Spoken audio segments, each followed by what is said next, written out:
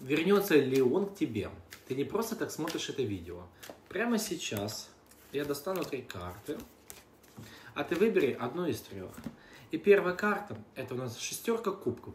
В прошлом были теплые чувства, ностальгия, искренность. Он помнит о тебе, вспоминает хорошие моменты, тянется к тем воспоминаниям. Между вами была настоящая связь. Вторая карта – это у нас повешенный. Сейчас пауза, тишина, застой.